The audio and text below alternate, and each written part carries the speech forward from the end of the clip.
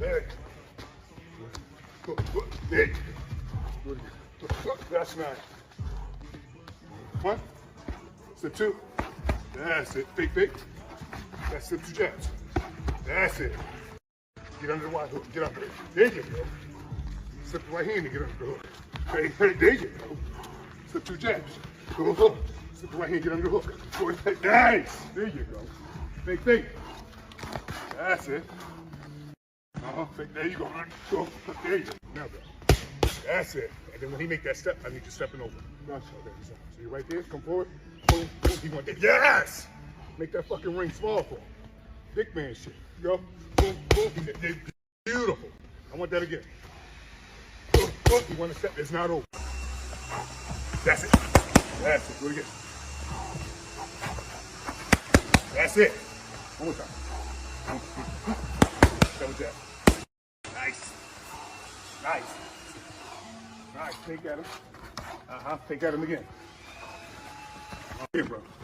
1. Do it again. 1. That's it. One more time. 1. That's it. 1. Come on. That's it. Just like music. 1. Double it. That's it. Just do the lead right here. Lead. That's it. Just touch it.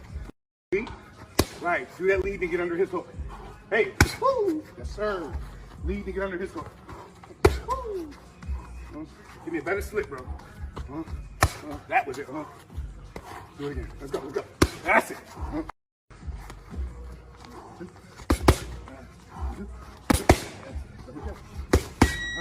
30 seconds. 1, 2, 3, get over and get that chop. That's it. One jab.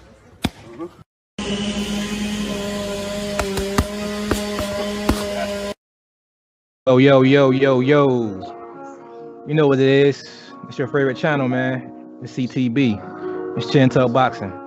I'm your boy Jay Slay. Say what up to him, man. What's up, everybody? Remember to like, subscribe, hit the notification button, comment. Let's keep this channel growing. You know why? Because we love boxing and you love boxing. Most definitely. This is the place where the fight fans come. They get these delicious entrees of boxing knowledge. What's on the menu for him today, bro?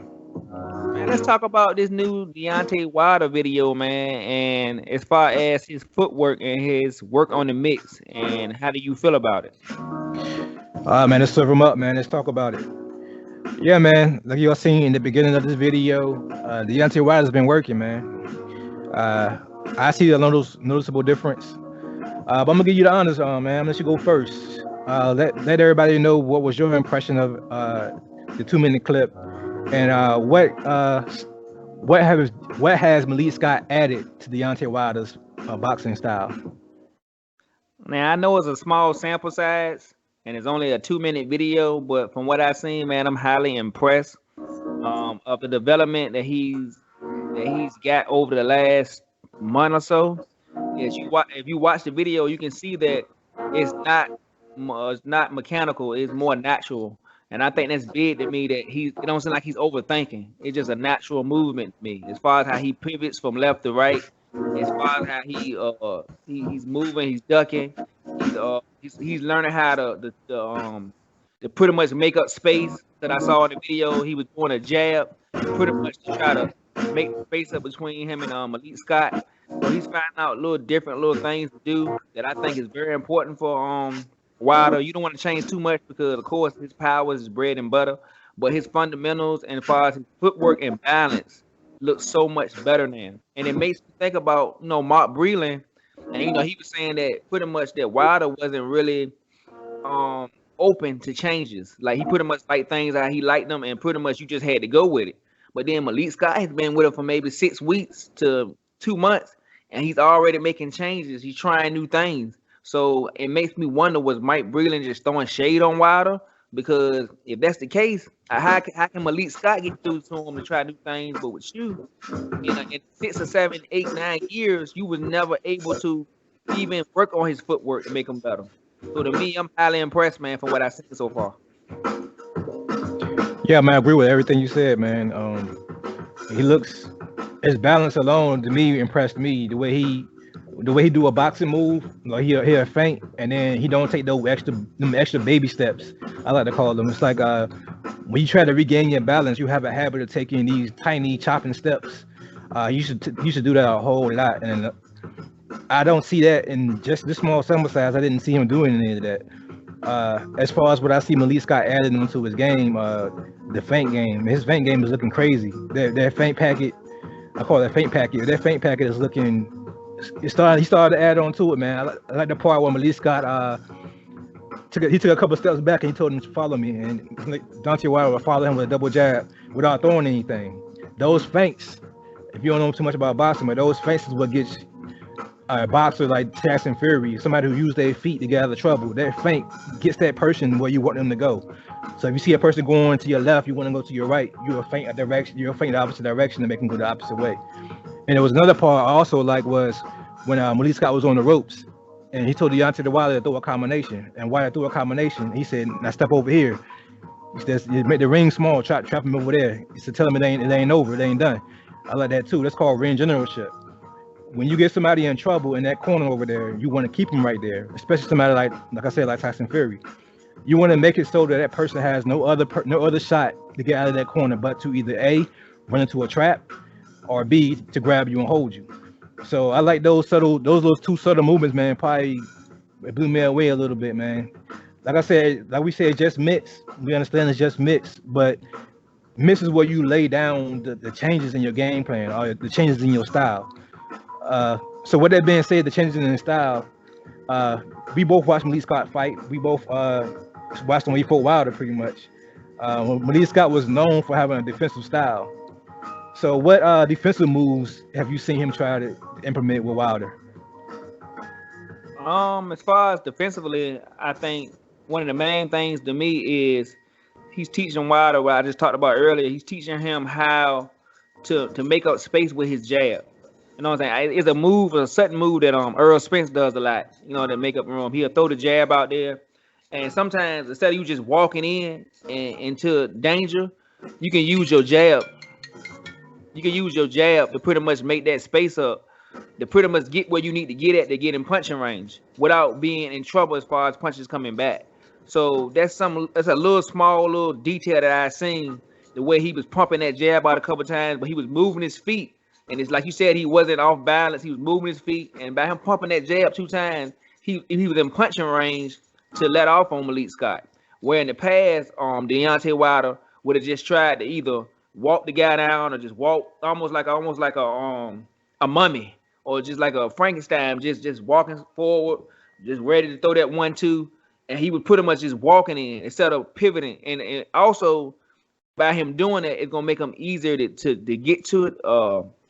To the fighters is by using his sudden movements. So I think that's big, man. I know when you think about defensive stuff, you always think about just blocking or weaving and bobbing, but also sometimes using a sudden jab just to make up space to get closer without putting yourself in danger is big for defensive responsibility. Yeah, I agree with that, man. But also, I saw a lot of upper body movement, man. He teaching them how to move side to side, to weave the jabs. He's pretty much showing them how to get in and out. Pretty much, I didn't see much in this clip about getting out, but it was more so of when you in that range to be jabbed, to move your head, to bob and weave. Another thing I like too, his hands was always up. Like again, I know it's just mixed, but if you go back and watch it, his hands was always in a puncher, either a punching position or a catch a punch position, which is also big. He didn't have it around his waist like Wilder normally have his hands down here by his waist doing this sometimes. His hand was in a punching position pretty much the whole clip, which I also like. But you mentioned earlier about Mark Breland and one more thing I want to say about his defense too, that when you was talking, another big thing that he does is when he's in front of Malik Scott, instead of him, he used to be in the past, he used to just back straight up. He'll go back in a straight line. Yep. And Fury caught that. So Fury would step in and pretty much just attack him. He would kind of like try to bend backwards and he would be defenseless. He wouldn't be able to protect himself. But now, like you said, by him being able to bob and weave and pivot, instead of him going straight back in the line and letting somebody walk straight up to him, now if a guy walk up to him, he can pivot, pop a shot, left to right. So I think that's big also for his defensive responsibility. Yeah, and again, that works better when you get rid of all those chopping steps. Like I said earlier, them small baby steps you take, it makes you lose your balance and your positioning. If you go back and watch the second fight, the third fight, or the second fight, I'm sorry, the second fight with Fury, I think the second knockdown was all balance. It was an all balance shot. Fury caught him in the stomach, and Wilder failed. It was a balance shot because Wilder was walking back in these small steps when he got caught. That makes you lose your balance. So keeping him in a boxing position and a boxing stance would help him maintain that balance and eliminate those chopping steps to help him maintain his readiness to punch. But yeah, like I said, that's big to me, man. I know it's small changes to some, and some people didn't notice that type of stuff, but I noticed it, man. Again, like I said, I've been repeating over and over again. I know it's just mitts, but the mitts is where you lay down the groundwork for the style change, where you add and delete good and bad habits from your style. That's where you learn on mitts, and then you go on to sparring and you implement those things you learned on mitts. But like you mentioned earlier about Mark Breland and how Mark Breland had pretty much a decade, a little more than a decade, to teach Wilder pretty much what he know that made him a champion. But after that, Mark Breland said that he got complacent and he didn't want to listen to criticism anymore. So I want to know your honest opinion, man. You think that was all of Mark Breland's fault, or you think that was some of Deontay Wilder's fault? You really don't know. That's the thing. Now, I can't say, like I said, he looks a lot different and he looks more, acceptable to making changes, which Mike Breland said he wasn't for. So from what I see with Malik Scott, that may not be true, but maybe the motivation came after the loss. Maybe after the loss, he realized I do need to make changes. I do need to listen to my trainer more. I do need to be more acceptable to people telling me what's best for me as far as my career and little things I can do to change and not depend on my power so much. So I don't know. Like you said, it's either one or the other. Either Mike Breland was lying and that he is acceptable to changes, or like you said, sometimes when you have a loss and you had a crossroad in your career, that's when you realize that, hey man, maybe I do need to step back, man, and listen to people more often. So I don't know which one it is, but it's either one of the two. Yeah, I agree with you, man. The late great what's the guy? Marvelous Marvin Hagler. He said it best, man. It's hard to wake up for a fight when you coming out of bed from silk sheets. Mm-hmm. I think Wilder was suffering from that. It was hard for him to stay motivated once he got the belt. He ran for a little bit. He started, I ain't gonna say believing his own hype. I would say he started to get comfortable with the routine of just doing what he already knew. And he wasn't trying to add on to what he already knew. People say that Wilder had a wild style and he didn't look like a boxer and all that and all. He always looked like a boxer. If you really watched how crisp his jab was and how crisp his right hand was, that's boxing moves. I think it's a lot of people overrated his wildness per se. A lot of people overrated it and made it seem like he was just this sloppy fighter who got lucky every time. That at all wasn't the case. I think Mark Breland gave Deontay Wilder a great jab, yo. He has one of the top 10 greatest jabs in the game right now, in my opinion. He taught him how to set that right hand up. Again, that's boxing. You learn that. This boxing. You learn it in the gym. So I will place the blame on both of them. I will say Mark Breland had some fault in it for allowing Deontay Wilder to get complacent and not being a big enough voice to get him grounded or keep him grounded.